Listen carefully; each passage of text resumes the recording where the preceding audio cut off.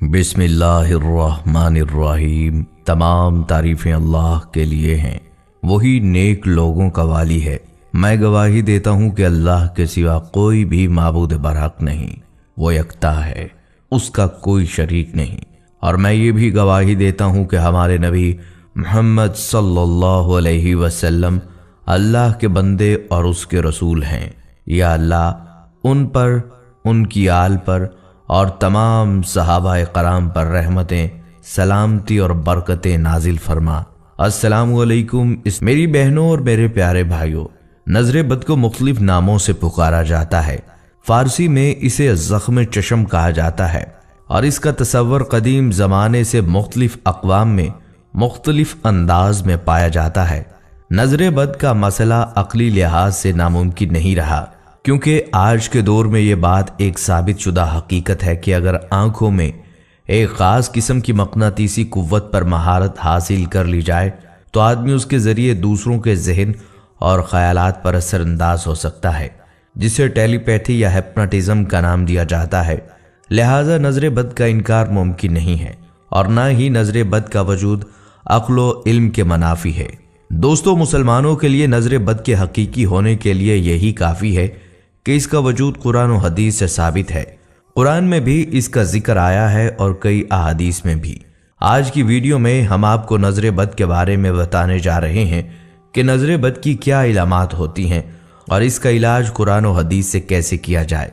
इस बारे में मुकम्मल तफसील जानने के लिए आपसे इल्तमास है कि वीडियो को आखिर तक ज़रूर देखिएगा।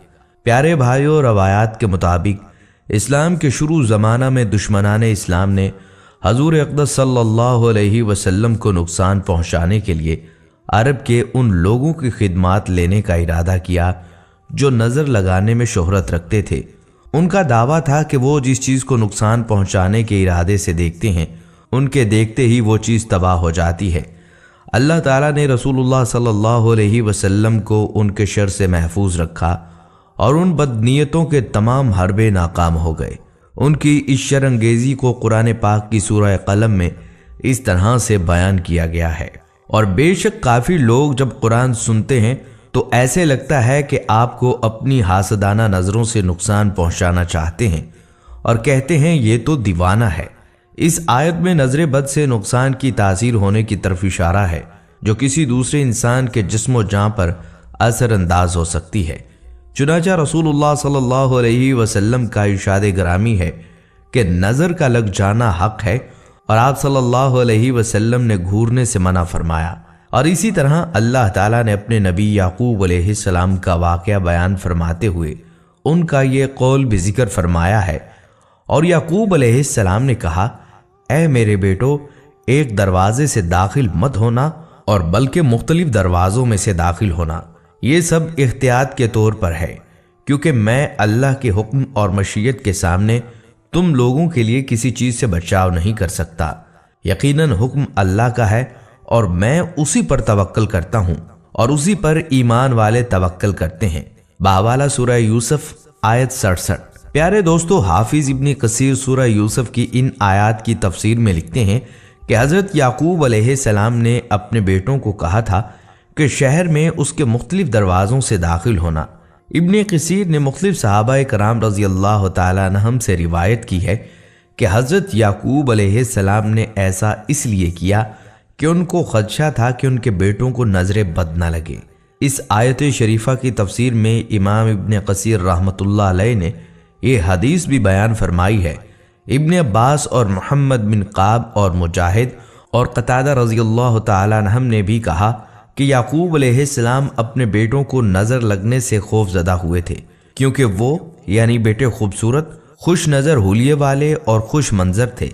लिहाजा याकूब अलैहिस्सलाम इस बात से डरे कि कहीं लोग उनके बेटों को नज़र बद के ज़रिए नुकसान न पहुँचाएँ, क्योंकि नज़र का लगना हक है जो किसी माहिर घड़ सवार को घोड़े से गिरा देती है। इसलिए किसी ईमान वाले से ये गुंजाइश नहीं रहती कि वो अपनी कम इल्मी, जहालत, मादी उलूम या खुद साख्ता सोचों की डसी हुई अकल को कसौटी बनाकर अल्लाह के कलाम की बातिल तावीलात करे या अल्लाह के रसूल सल्लल्लाहु अलैहि वसल्लम की सही साबित शुदा सुन्नत शरीफा का इनकार करे या उसके बारे में फजूल बातें करे।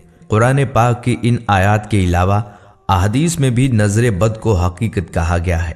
پیارے بھائیوں، اکثر یہ بھی کہا جاتا ہے کہ نظر اسی کو لگتی ہے جو کہ حاسد ہوتا ہے۔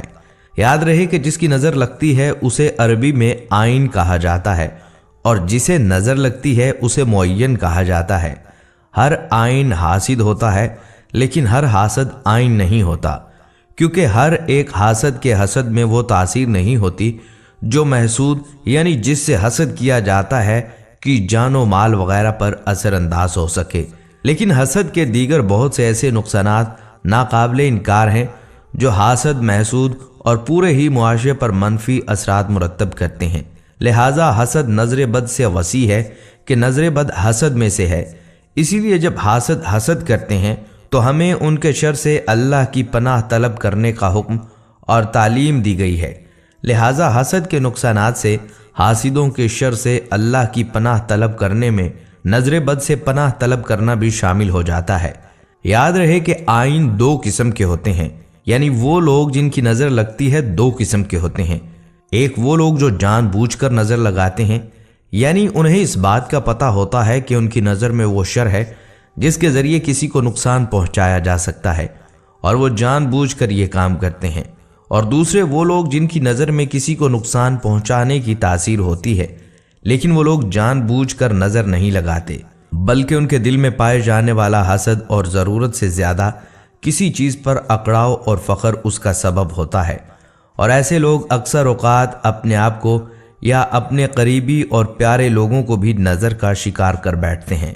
میرے بھائیوں، یاد رہے نظر جادو سے زیادہ خطرناک ہے۔ جادو اور نظر کی اکثر علامات ملتی جلتی ہیں، اور ماہرین کے نزدیک بعض علامات ایسی ہیں جن سے پہچانا جا سکتا ہے کہ یہ جادو نہیں، نظر ہے۔ یاد رہے نظر یا تو کسی کے حسد کی وجہ سے لگتی ہے یا پھر تعجب کی وجہ سے۔ یاد رہے تعجب کی نظر ماں باپ کی بھی لگ جاتی ہے، یعنی والدین بھی اگر بچوں کو دعا نہ دیں تو بچے ان کی نظر کا بھی شکار ہو جاتے ہیں۔ جن لوگوں کی نظر لگتی ہے وہ عموماً معاشرے میں معروف ہوتے ہیں کہ فلاں کی نظر لگ جاتی ہے۔ اس کے علاوہ نظر و حسد کی وہ علامات جو ماہرین نے بتائی ہیں وہ یہ ہیں: سوتے میں یا دم کے درمیان آنکھیں دیکھنا، یا کسی تلاوت، نماز اور دم کے درمیان بکثرت جمائیاں آنا اور آنسوؤں کا بہنا، پڑھائی اور کام سے دل کا اچاٹ ہو جانا، حافظے کا کمزور ہونا اور بے توجہی رہنا، مسلسل تھوک بہنا، انسان کا اپنے آپ سے لاپرواہ ہو جانا، خصوصاً عورتوں کا اپنی آرائش زیبائی سے بے نیاز ہو جانا۔ چلیے اب آپ کو نظر بد کے علاج کے بارے میں بتاتے ہیں۔ احادیث مبارکہ میں اس کے مختلف علاج منقول ہیں۔ ایک یہ کہ جس شخص کو نظر لگی ہو اسے کسی برتن میں وضو یا غسل کروایا جائے، اور وضو یا غسل کا پانی اس شخص پر ڈالا جائے جسے نظر لگی ہو، تو اس سے انشاءاللہ نظر کا اثر زائل ہو جائے گا۔ اس کے علاوہ احادیث میں دعائیں بتلائی گئی ہیں، ان کا دم کیا جائے، اور سب سے بہتر علاج یہ ہے کہ معوذتین یعنی سورہ ناس اور سورہ فلق پڑھ کر نظر لگنے والے پر دم کیا جائے۔ انشاءاللہ ایسا کرنے سے نظر کا اثر زائل ہو جائے گا۔